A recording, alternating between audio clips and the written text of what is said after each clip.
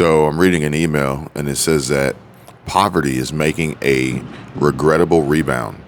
U.S. poverty plummeted to record lows during the pandemic thanks to massive government stimulus. Now that federal aid has dried up and many pandemic benefit programs have disappeared. Experts predict U.S. poverty could soon hit a 50-year high. Crap. Inflation adjusted spending at stores and restaurants has dropped since April, minus an unexpected August bump, summer spike. And shoppers who can't pay for gas and groceries up front are racking up buy now, pay later fees and even defaulting on their loans. I mean, I saw that happening, In what way? that it was going to happen with inflation. I mean, you had poverty levels before the pandemic hit. You had people unemployed before the pandemic hit. The pandemic hitting only, of course, was going to exacerbate things. Giving people money is like a small temporary relief, but it doesn't fix the problem, the root of the problem for the people that were in the poverty level or were unemployed. It doesn't fix the problem, or they don't fix the problem. Both. You have to look at it from both sides. There are people who, again, we've talked about this before, probably have never had anybody breathing life into them and explaining to them that they can do things in life and they can make smart decisions. So they didn't know what to do with the money except for use it to get by like they needed to. And then once that was done, they hadn't come up with a way to sustain getting by. You know what I mean? What if I were to say you were making an excuse? Right now I'm saying you're making an excuse for them. It's true. I am making an excuse for them because I believe every single person out there can make money and every single person out there can get themselves out of whatever situation they're in. They just have to be willing and able to do what is necessary to have that happen. We're not going to name any names, but let's just say, for instance, someone we know personally that we helped reach monetization status on YouTube and begin generating side passive income. Almost passive. It was pretty. It's about as passive as you could get without. It was pretty low levels of involvement, and for something that a lot of people would love to have, the ability to grow a channel, grow a YouTube channel, reach monetization, and begin receiving monthly payments and revenues for their business, and just turn their nose up at it and walk away to then continue down the path that they were already on, which is this path of poverty. Well, I will say a lot of people are so scared of failure that they fail before they even really try. They're so scared of, not being good enough that they don't try to be good enough. And so I think that holds a lot of people back. And just because you hit monetization status and you have the ability to make a paycheck doesn't mean you have the confidence in yourself or what you're doing to continue on the path to stay monetized or whatever. But for instance, let's just say for argument's sake, we were breathing life into this person. You were breathing your life into this person. So I think you have to look at it that way too. A lot of people are like, I'm telling you exactly what you should do. And it's like, okay, I hear you, but that's not what I want to do. That's not what I know how to do. So without you telling me what to do, I wouldn't know what to do. So it's still one of those things where it's helping somebody, but the second you stop, they don't know how to help themselves because they don't think the same way. Companies like Amazon want to keep customers spending, even during hard times. Industry titans can actually boost their market share during recessions by keeping prices low. And this article claims that they can afford to. That's why McDonald's did, or that's what McDonald's did in 2008. Amazon may be next. Research suggests Americans are more likely to cut food spending than to cancel their Prime subscriptions. I believe it because more people are worried about keeping up with the Joneses than having a good meal. Now, they can afford it. Now, we may see a retraction in employment as Amazon started boosting minimum wage pay for these employees. And sure, they have the retained earnings and assets and are extremely liquid to sustain lower prices. But I don't think they're going to do it ultimately at a loss. They're going to try to find a way to manage their costs and keep that cash flow positive. Now, think about this.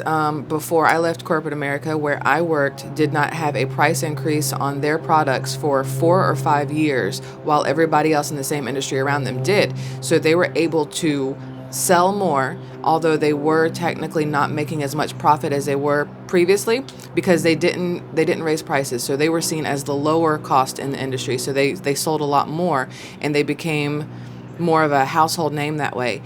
And then once the pandemic hit, then for some reason they decided to raise prices to stay in line with everybody else because they knew they had to in order to not lose absolutely everything. And I think Amazon could be doing the same thing. They're like, listen, we'll take this hit for a little bit, you know what I mean? Because it'll bring more people to us, which in theory will actually put us over the top. I don't think they have to worry about bringing more people to them. All they need to do is wipe out their competition. Which is easy to do when you bring more people to you. Yes, but at the same time, you don't even have to. If you could theoretically maintain and lower your prices to a point at which the competition can't even compete, you will automatically, the people will come. And then the competition will have to choose to either go away and disappear or lower their prices to match and or beat yours. And if they can't, then ultimately they won't survive. Then in this scenario, Amazon would take over, ultimately creating a monopoly in some ways, then having the ability to increase prices because there's no competition out there to say otherwise. Yeah, that's very smart and also very terrifying at the same time. It's business. It's business. It's I business. understand, but you know what I mean? Like even here during the pandemic, a lot of places had to raise their prices, and on top of raising their prices, they got rid of a lot of employees so they could kind of even out. Like raise their prices enough to where people will still show up at the door for what they're selling or whatever, but get rid of enough employees that it doesn't hurt them to not raise their prices more. But there's also the back end component to it and the psychological component, as Amazon could potentially lower prices, but they could also be raising subscription fees and other add-ons that people are unaware of, and still get the money out of them and not lose any of their profit margin. Meanwhile, you have the reoccurring orders that Amazon is pushing hard for. Every time I order the dog food, it asks me if I want to join the monthly automatic reoccurring, which if you did, fine, sure. You don't have to think about it. It'll just show up. But at the same time, if the price changes, they're automatically going to be charged a higher price. Yeah, and you have no say in it, and you may not notice until it's too late what has happened. Now, keep in mind that Amazon may keep its prices where they are or lower them, but your shipping and delivery may go through the roof at the same time. So where you think you're saving money, by the time it's all said and done, you've spent just as much, if not more, to get the same products. Amazon is going to they're going to continue to make a huge push for EV, so that, their shipping costs won't necessarily be 100% tied to fuel costs. And they will, but at the same time, we're going to see the price per kilowatt hour go up as EV starts to sort of try to take over. But I would anticipate that Amazon would have a in-house solution for cornering the market on the grid and keeping those prices low. As, like I said, Amazon is becoming a monopoly. Now, here's my question, because I don't know the answer to this, and if it sounds like a dumb question, it's not my intention, but are there any EV planes? Because right now, you still have to get things from one country to another, and a lot of times they're still either going by boat or by plane, which do rely on different fuels, correct? Oh yeah, I mean, we're just tip of the iceberg here with the EV. It's barely even a reliable resource for ground transportation. I was about to say, you're like, you're going to save a little bit because they're going to go EV, but then it's like they're going to raise the price for shipping it from one country to another via plane or boat. Like, there's always going to be a way that they are going to get you. Well, we're going to continue to see increases in prices for the next 10 years. I mean, there's always going to be increases in price. I don't even think inflation is going to get under control for at least 3. We're going to continue to see these go up. And, as these costs go up, then the prices go up. And it's just part of doing business. This is what in accounting we would classify as cost of goods sold, COGS. COGS. Amazon and other e-com giants add food stamp-friendly options as more Americans struggle to pay. Payment problems? As a global recession looms, e-com giants are launching more affordable payment options. because more shoppers need them. Americans burned through their pandemic savings faster than anticipated this year as prices surged at the fastest pace in 4 decades. With consumers further tightening their belts, online retailers are trying to make shopping more accessible. Prime Relief. This month, Amazon launched an access hub for customers to explore affordable options. Think discounts, coupons, and EBT SNAP payments, also known as digital food stamps. Shoppers who receive government assistance can get discounted Prime memberships, pay over time, buy now, pay later, and shop without cards. Last month, Instacart said it would expand its SNAP program in the coming years to help low-income shoppers buy essentials like diapers, which aren't covered under food-exclusive SNAP. A growing number of food banks are using DoorDash and Amazon to deliver nourishment to people in need. First thing, you said early on in that Americans had burned through their pandemic money, but that gives it the sound that people just went frivolous and just threw all their money away, right? But a lot of it was because of inflation, as opposed to, just people going out and doing stupid stuff, although there were a lot of those. I mean, it's worded, Americans burned through their pandemic savings faster than anticipated. Actually, it gives you the immediate negative connotation that Americans just went out and spent all their money on crap. Actually, it says Americans burned through their pandemic savings faster than anticipated this year, which would allude to that there was more pandemic money given out this year. Well, I don't even know if they're saying that this is from stimulus checks or if they're saying that this is from some form of price reduction that was a byproduct of the pandemic, i.e. savings.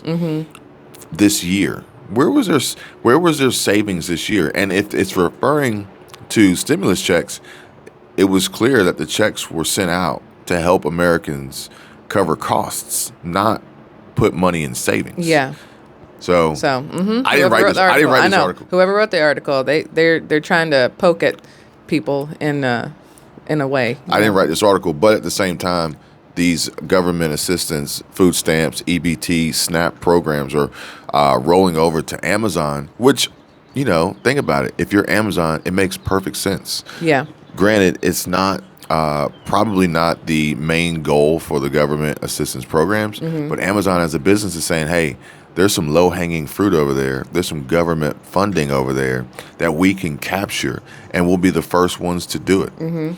So, yeah, sure, we can lower prices. Yeah, we can keep subscriptions, prices set, but we're going to increase our revenues because we're going to get paid by the government. Yeah, and I didn't realize that SNAP did not cover diapers. I don't know what does cover diapers because I know SNAP covers formula, so I just assumed it also covered other baby-related items. I did not know diapers were not covered, which is why it makes sense when I've seen stories over the years when people steal who are in need, they're stealing diapers a lot of the time. And I never understood why diapers out of everything. But if the assistance that you are getting does not actually help you in all the areas that you need, I guess that makes sense. It's going to be interesting to see how these stores evolve with the security measures that they have in place.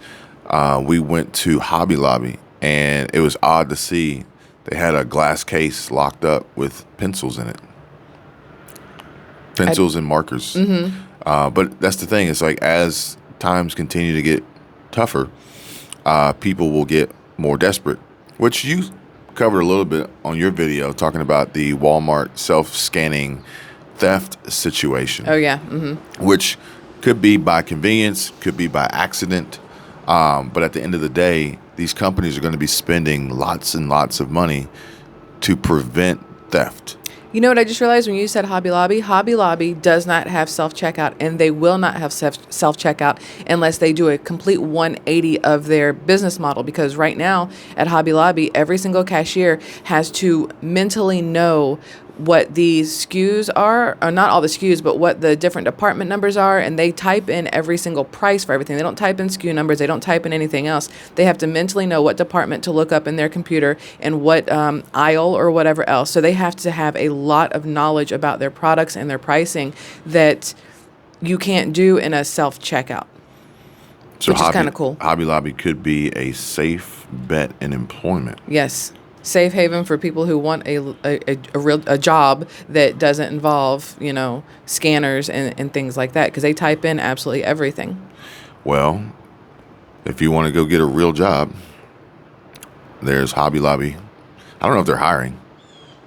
I don't know if they're hiring either. I would think so, because I know that places like Hobby Lobby, Michael's, things like that, where there is a lot of craft style stuff, it takes a lot of work to keep things organized there. I do want to share this fun fact that I posted today on a community post. I'm not sure if you've seen it already, but it says fun facts. Peter Schiff is an economist, financial broker / dealer, author, and frequent guest on national news. Peter Schiff has an estimated net worth of over $70 million. Oh, and Peter Schiff is a YouTuber and host of the Peter Schiff Show podcast. Hashtag go get a real job. Oh, the irony. I like it. He is a clear prime example of someone out there who is not afraid to go after what he wants and has developed so many different multiple streams of income. One of which being relatively passive with YouTube, which I'm sure he employs some people to manage it.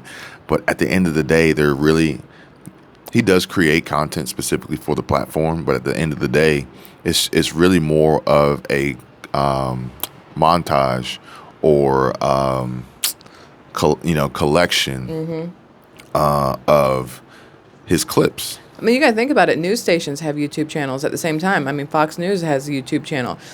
Your regular, whatever city news you have, a lot of those have YouTube channels also, because it's a way to get information out to people who aren't watching it on, regular TV or whatever else. Yeah, I think it's almost like banging my head against this wall here and trying to argue with the folks that consider YouTube to not be a real job. But at the same time, I also don't care that it's not considered a real job. Oh, yeah, me either. I'm perfectly fine with it. How you earn your income, I don't care if you classify it as a job. I don't care if you classify it as a hobby. I don't care what you call it. Yeah. It's honestly those folks that I hope will get the message, because they're most likely to fall within this poverty ranking because they don't understand that how financial success, how people have the opportunity and ability to secure their financial position, especially now with inflation, the risk of the implications that Jerome Powell and the Fed have already expressed for jobs, and this cold winter that we're expected to roll through, that some people may not come out the other side of. But at the end of the day, I do think that it boils down to they're afraid and they just want to make excuses.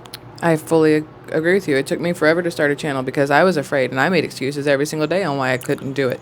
And all it was me standing in my own way. I actually had somebody comment, I don't remember which video and who it was, but they said, basically they kind of laughed at me and were trying to call me out. And they said, dude, you've only been doing this since March. Exactly. You've only been doing this since March. It shows you that you can be successful at it if you work at it. Like, all I heard was, man, you've only been doing this since March. See, I'm going to read it completely differently than the way that jackass put it out there. But here's the problem. Most people don't know a damn thing about what they're talking about. Yeah. And they'll be quick to judge and try to undermine anything that you're doing, despite how successful it is, which is why I say distance yourself from these types of people. Yeah. Because the problem is, and I've told people this before, believe half of what you see and none of what you hear. My channel that you're watching shows March, but I've been doing this for years. I just decided to get in front of the camera instead of from behind the camera. Yeah. I've been doing this for years. Yeah. I'm not new to this. No. I just decided, much like Peter Schiff, I decided to expand on the opportunity and capitalize on the revenues that were there and go get it.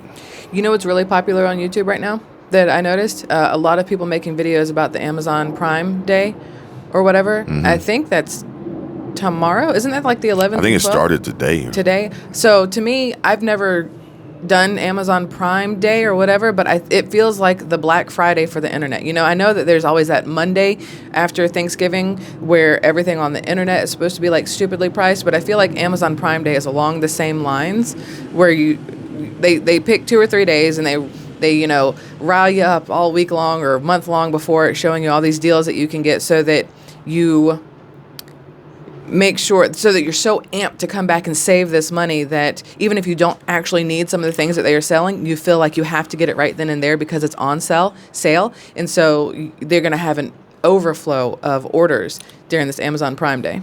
Yeah, I mean, it's a great way to get people to spend a bunch of money on a bunch of crap that they don't need. Mm-hmm. And I got an email here because we are a part of Amazon Associates.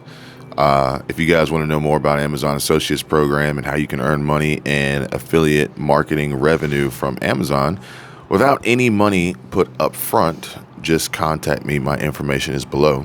But it says that Amazon, what's the subject line to this one? Prime Early Access Sale is tomorrow.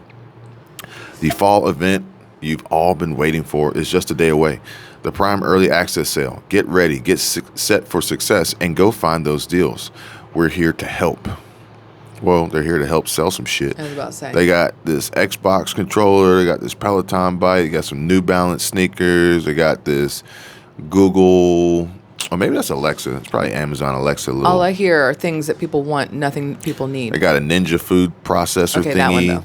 They got a lip sleeping mask. I don't know what that means. I got some sunglasses with some speakers on them. I got this iRobot vacuum, and they're ready. There's the Roomba thing. They're ready to sell this stuff. But in order to do that, you have to sign up for Amazon Prime. Now, Amazon Prime, I think, is $11.99. Is it still $11.99 if you decided you wanted to sign up for Amazon Prime today so you could get all these deals? I wonder if they've raised the price of their. I think Amazon Prime is like $80. Wasn't it $11.99 a month for like the longest? Because I keep getting these things every once in a while. Hey, do you want to sign up? If you sign up, and then if you put stuff in your cart, now they'll show you what you could spend if only you got the Amazon credit card. They're like, hey, this is your total, but if you want to get our credit card, you're going to save this much right now. Amazon Prime membership fee is $14.99 per month, See? $139 per year. It went up. That's what I thought. Prime Video membership is $8.99 per month. And and your Amazon Prime, if you get the $14.99 one, does that not include Amazon Prime on TV? Yeah. Yeah, it does. So you can either get that and get both things, like your Prime for shopping, and you can use it at Whole Foods since now Amazon owns Whole Foods basically. And then you can also get it on the TV. So you're like, oh, well then for $14.99, look at how much I'm getting. But you also have to look at it that 3 months ago, it was only $11.99. Same thing, Netflix started out at $7.99 and then it was $11.99. I think now it's $14.99 for Netflix. Everything keeps going up, even though you're not getting any more benefits from those things. And that just seems to be the way of the world today. Well, there's a target inflation rate that the Federal Reserve aims to hit 2% annually. So prices are going to go up. Now, what I'm trying to make sure that everybody's aware of and actively working towards is a target income increase of over 2% annually. Yep. Otherwise, you're just getting by. Yeah. You need to be able to double what the increase is so that you are safer than just getting by. You should be increasing your income beyond the level of which inflation is happening. Yeah. And decreasing your debts and expenses. Yes. Especially if those debts and expenses aren't making you money. Now, with that being said, if you have debts that make you money, then that still goes into the cost of goods sold category, and that's a whole nother conversation. But this is similar to how Dave Ramsey tells everyone, don't use a credit card and pay cash for everything, because he knows it's the path of least resistance, and it's the easiest one for most people to follow because they're not quite advanced to the point of which they can manage credit. But if you really wanted to get into it and you could handle Dave Ramsey's strategy and were also responsible enough to manage credit, then you could see your growth explode exponentially because of leveraging debt. But that's a whole nother topic. Yes. But that's how Amazon has debt. Oh You yeah, know, every single retailer out there has debt because they're having to pay inventory rates on things they're holding on to. They're having to pay for things ahead of time and then hope they sell them all so they can pay off the things that they've bought. I mean, every company out there is going to have some form of debt, and they're going to pass it on to you. That's why there are increases in prices, things like that. Now, granted, they may reduce the amount of debt for the fact that interest rates are going up, so all the money that they borrow costs more. But pretty much, there are very few companies out there that have zero debt. But prices going up is a part of life. Mm-hmm. And let's see here. I'm trying to figure out. It says we got the top 10 companies with no debt. This is from Investopedia, and we've got. I gotta find the list. I mean, you got to think there are going to be companies out there without debt, and those are ones that are more of a service company. Do you know what I mean? Like if if you cut grass and you've paid off your lawnmower and your weed eater and all these other things, then you should, in theory, always turn a profit. You shouldn't have that debt. You should be able to.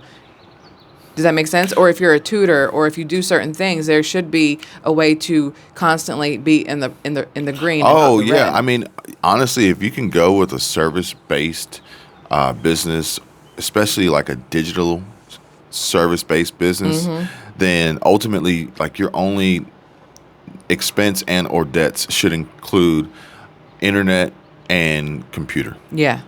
Therefore, you don't have any physical, tangible commodities, goods to be sold, shipped, any real major equipment, any payroll or anything like that. And it could literally be just you utilizing your talents and an internet connection and a computer, or maybe just a phone. We talked about just getting started with a phone, and that is very possible. Granted, a computer, albeit a relatively inexpensive computer, will probably take you further faster than a phone. You can still start with just a phone. But if, for instance, you are bilingual, then you could easily go out and begin offering your services digitally online with zero debt by tutoring folks out there who want to learn how to speak a different language. Oh, I mean, everybody needs to know how to speak at least two languages because we are such a mixture country. Melting pot. It's a melting pot. If you want to be able to communicate with every person you meet, you need to be able to learn more than one language. I've actually seen so many people out there doing amazing work, but teaching people how to be better artists by showing them how to draw on Procreate. And at that point, your cost would be an iPad and an iPencil or Apple Pencil, and again, the internet connection and possibly a computer. But even with the iPad, you could edit the video on an iPad or just go unedited. But most people have these things already. Yeah. Most people went out, they got a phone, they got an iPad, they got a computer. Like these are basic items that most people take for granted, but are so commonplace now. Because there was a time it was like, oh my God, you have a computer? Oh my gosh, you have a phone? You have an iPad? Like now it's so commonplace. I would say that most people have it. 3-year-olds in the carts watching their own iPads. And I would be willing to throw out a challenge to anyone out there who tells me that they don't have what they need. I would be willing to throw out a challenge to see if you were provided the things that you say you don't have that you need to succeed. If you were provided those things, would you actually take action? I'd be willing to throw that challenge out there, especially for those who are still listening 29 minutes into this podcast. If you have an idea, if you want to get started, if you want to get online and start making money, or building a business, creating a YouTube channel, generating a side hustle income stream, building your brand, doing your best to secure your finances, personal finance, personal net worth, and insulate yourself from inflation, possible job loss, and all the other detriments of the economy that we are going to face for the next several years, hit me up. Information is in the description. Thank you, Squirrel Tribe. Thank you guys for watching, listening. Check out this video here and this one too. Subscribe to both channels. They're going to pop up right now. You guys take care. Be safe. See you on the next one. Bye. Bye.